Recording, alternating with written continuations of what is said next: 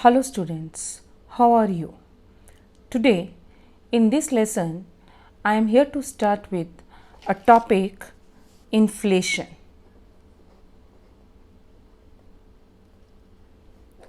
Students, it's a very important topic and very practical in nature. We always hear to complain that there is a rise in price, something is going against our pocket. So what is that? Today we are here to start with this only. Inflation, to start with, I have to tell you that it is not a one-time rise in price. What is an inflation?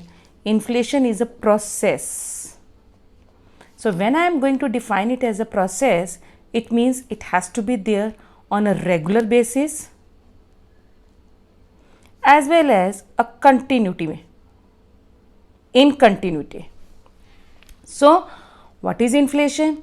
Inflation is a process, that is a continuous rise in price. Only continuous rise in price is to be called as inflation? No. Inflation is a rise in price, but this rise in price is persistent in nature. It is well marked, it is visible in nature. What do we mean by visible? Means you and me, I am not here to differentiate that he is from a poor background and that is why inflation is pinching him, it is hurting him. No, whether you are from a rich background or you are from a poor background, inflation is going to affect one and all the sections of society, and that is why I have used the word visible. So inflation is visible, persistent, well marked, appreciable rise in price. That thing is called as inflation. Now question is this, that why do we have this inflation? Students, as in economics we study that we are always here to bring equality in three things. Demand for goods should be equal to supply for goods. Demand for labor, supply for labor. And demand for money should be equal to supply for money. Each and every economy, all the time, whether they are a developing economy or a developed economy, they are all the time working to bring these three equalities, because these three equality means that we have an optimum utilization of resources. It means that we have full employment, because full employment refers to a situation where all available resources are optimally utilized. Goods get prices in return as a reward. Labor gets wages as a reward in return. And then there is a money. Money gets interest as a reward. So in the chapter of inflation, we are here to concerned with this kind of equality in an economy, that is demand for money should be equal to supply for money. But if it is not equal, what happens? We have only two options. What are those two options? Either demand for money will be greater than supply for money, or demand for money will be less than supply for money. Other way around, I can explain you that there is more supply of money in the market as compared to demand, or there is less supply of money in the market as compared to demand. So I am going to explain you with reference to supply. Means supply for money is greater than demand for money.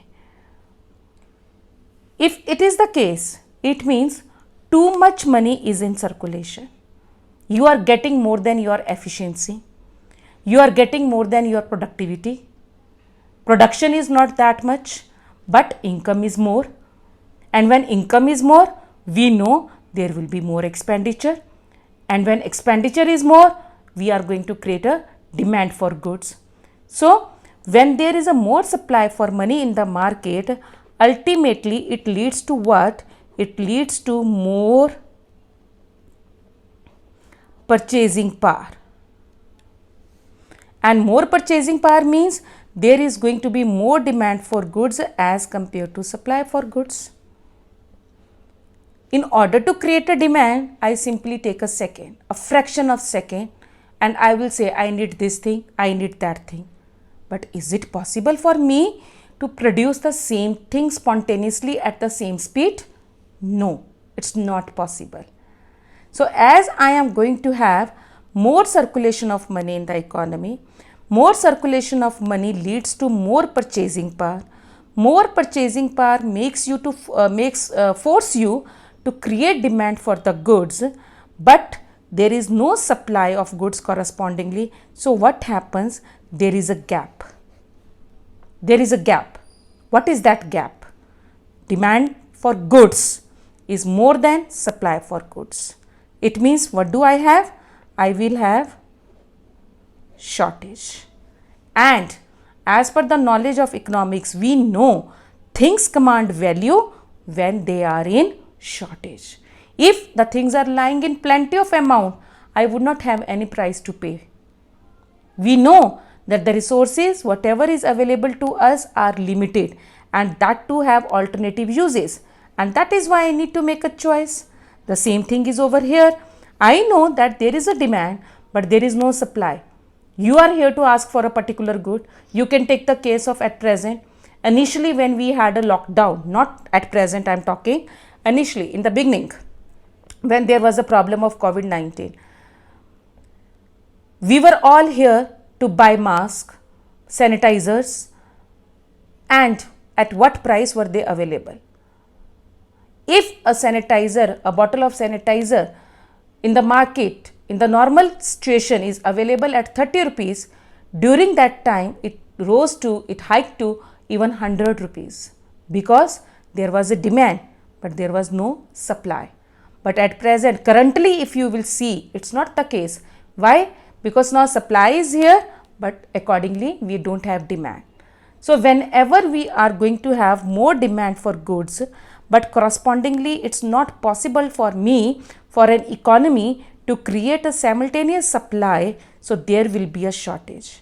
And this shortage leads to what? Of course, it leads to rise in price. And what is this rise in price is called as inflation. Inflation, not one time rise in price is called as inflation. Inflation is what? Inflation is a regular, a continuous rise in general price level. I am not going to talk about a price of a one commodity. I am going to talk about a general price, on an average price.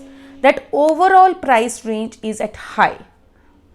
On the contrary, if supply for money is less than demand for money in the economy, means there is no supply, right? What will happen? If there is no supply, there is no demand. There is no demand, there is no production. There is no production, it means there will not be having any purchasing power. It means there will be no demand for goods. There is no demand for goods, but there is a supply for goods. Things lying in abundance. So when things are lying in abundance, what will happen? They will lose their value and prices will start falling. So we have two concepts to start over here. The one is called as an inflation, and the opposite of inflation is deflation. If inflation is to be called as a process of rise in price, deflation is a process of fall in price. And fall in price never happens. That is why we are never ever here to discuss about deflation. It is a very rare concept. Deflation is a very rare concept. Inflation is a regular concept. For a country like India especially, I need that I should have some kind of inflation in an economy. Like you are at that age structure.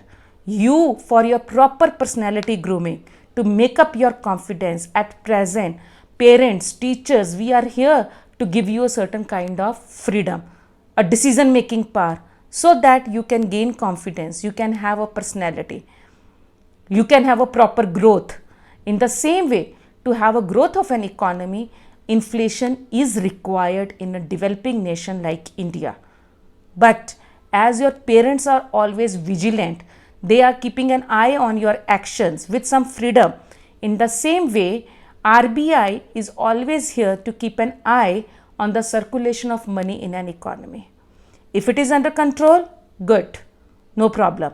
But if it is going out of control, out of limit, they are going to create a trouble, then our monetary authority, RBI, will take an action and we are going to sort out the problem. the same way your parents do with you. So in any economy, we never ever here to discuss about the topic of deflation. We always here to discuss about inflation. So what is inflation? It is a process. The first keyword of inflation is that it is a process. Process means a regular and a continuous rise in price. Which rise in price? General price level, average price level. It's not a rise in price of a one commodity. With this, it is a persistent rise in price. What is it is? It is persistent. It is appreciable. It is well marked. Well marked means that each and every pocket is going to get affected because of this inflation. Students, this is all about inflation, meaning of inflation. Go through it and check out all the keywords. Thank you.